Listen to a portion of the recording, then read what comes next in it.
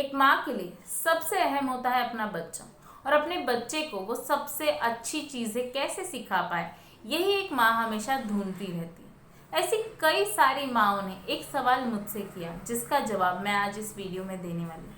नमस्कार दोस्तों, मैं हूँ doctor Ashita Nandgaonkar, Alkanand homoeo care clinic के संस्थापक, होम्योपैथिक सलाहकार, मनोवैज्ञानिक चिकित्सक और अंतर्राष्ट्रीय करियर कोच, और आप देख रहे हैं मेरा यूट्यूब चैनल अलकानंद क्लिनिक। आज मैं बात करने वाली हूँ कि कैसे आप अपने बच्चों को पी ट्रेन कर सके या फिर टॉयलेट के लिए ट्रेन कर सके, उसके बारे में। तो अगर मेरे साथ आप ये जानना चाहते हैं तो ये वीडियो ज़रूर अंत तक देखिएगा, और अगर आपने मेरा चैनल सब्सक्राइब ना किया हो तो नोटिफिकेशन ऑन कीजिए और अभी सब्सक्राइब कीजिए। सबसे पहला सवाल जो ज़्यादातर माएँ मुझे पूछती है वो होता है कि कब सही समय है एक बच्चे को टॉयलेट ट्रेन करने का।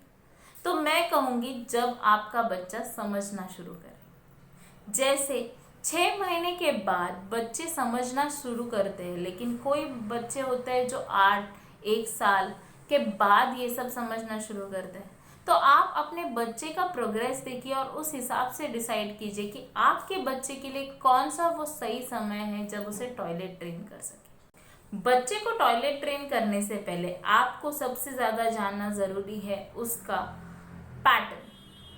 हर बच्चे का अपना एक पैटर्न होता है, वो सुसु कितने कितने टाइम से करता है। ये जानने के लिए पहले तो आपको उसका डायपर रिमूव करना होगा और उसे 1-2 दिन के लिए ऑब्जर्व करना होगा। आपको ये पता चलेगा कि बच्चा जो है वो 2-2 घंटे से 3-3 घंटे से 20-20 मिनट से उसके हिसाब से वो सुसु करता है। उसका टाइम आप नोट डाउन करके एक बुक में रखिए, और ऐसा आप 2-3 दिन ऑब्जर्व करने के बाद आप बच्चे को आगे ट्रेन कर सकते हैं। इसी के अलावा और एक चीज़ जो आपको आपके बच्चों में ऑब्जर्व करना ज़रूरी है वो है उनका रिएक्शन।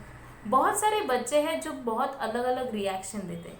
कुछ बच्चे सुसु करते वक्त शांत हो जाते हैं, कुछ बच्चे बहुत ज़्यादा रोने लगते हैं, कुछ बच्चे हो जाते हैं वो यहाँ पे वहाँ पे ऐसे देखने लगते हैं, कुछ बच्चे होते हैं जो करके आवाज़ करने लगते हैं, कुछ बच्चे खाते खाते ही सुसु करने लगते हैं। तो ये सारे अलग अलग पैटर्न होते हैं जो हर बच्चे के लिए अलग होते हैं। इसलिए आपका बच्चा कैसे एक्सप्रेशंस बनाता है और क्या करता है जब वो सुसु करता है, ये सिर्फ आप जान सकते हैं, और वो सिर्फ ऑब्जर्व करके बच्चे को आपको पता चलेगा। सबसे पहले आपको क्या करना है, बच्चे का पैटर्न समझना है, यानी कि टाइमिंग समझने और उसका रिएक्शन समझना। एक बार ये 2 चीज़ें आपको समझ में आ गई तो उस हिसाब से आपको आपके बच्चे को जब उसका टॉयलेट का टाइम हो रहा है या वो रिएक्शन बना रहा है तब उसको वॉशरूम में लेके जाना है। बस वहाँ लेके जाके रुकना है, 5 मिनट तक उससे बातें करनी है। अगर बात करने के बावजूद वो सुसु नहीं करता है तो उसे करके ऐसे आवाज़ या कोई पी करके आवाज़ या कोई भी ऐसी आवाज़ जिसको वो वॉशरूम से एसोसिएट करता है वो वैसी आवाज़ निकालनी है। याद रखिएगा आपके बच्चे के लिए ये आवाज़ ऐसी होनी चाहिए जो उसे वॉशरूम से एसोसिएट करे और जो वो खुद निकाल सके, ताकि कल जैसे वो बात करना सीखेगा वो आपको बताएगा कि मम्मी शूशू, मम्मी पीपी, मम्मी पुश, या जो भी आपके बच्चे के लिए सूटेबल है। याद रखिए टॉयलेट ट्रेनिंग एक प्रोसेस है और बच्चे को किसी भी तरह का प्रोसेस सिखाने में एक वक्त जाता है। उतना वक्त आप रेडी रखिए, आप खुद के साथ भी और बच्चे के साथ भी।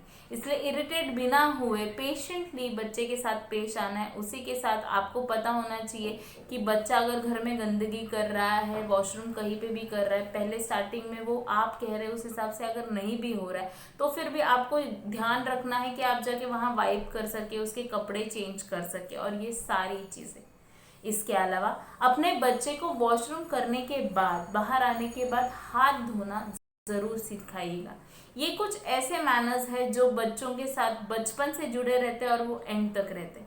अगर आपका बच्चा आज सीखेगा कि वॉशरूम से बाहर आने के बाद हाथ धोने, तो हमेशा वो चीज़ करे। याद रखिए अपने बच्चे को सोने से पहले, चाहे वो दोपहर की नींद हो या रात की नींद हो, तो सोने से पहले वॉशरूम ज़रूर कराइएगा।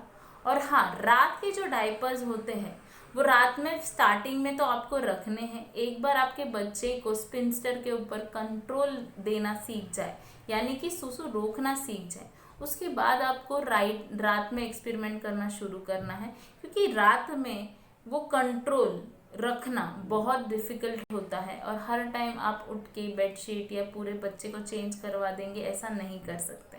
तो it will take some time, और उतना टाइम आपको अपने आप को, अपने बच्चे को देना बहुत ज़रूरी है। एंड सबसे important cheese, accidents do happen, यानी कि आप पूरा ट्रेनिंग करने के बावजूद ऐसा हो सकता है कि कभी कभी बच्चा सूसू कर ही देगा या पॉटी कर ही देगा और आप उसको हेल्प नहीं कर पाएंगे, तो इट इज़ ओके। मैं आशा करती हूँ कि आज का ये वीडियो आपके लिए उपयुक्त रहा। अगर हाँ, तो मुझे कमेंट बॉक्स में ज़रूर बताइएगा। किसी भी तरह की ऑनलाइन कंसल्टेशंस के लिए आप मुझे नीचे दिए गए नंबर पर संपर्क कर सकते हैं। मैं अगले हफ्ते फिर मिलूंगी एक नए टॉपिक के साथ, एक नए वीडियो के साथ। मेरे चैनल को तब तक लाइक, शेयर और सब्सक्राइब ज़रूर कीजिए और मेरे साथ ऐसे ही बने रहिए।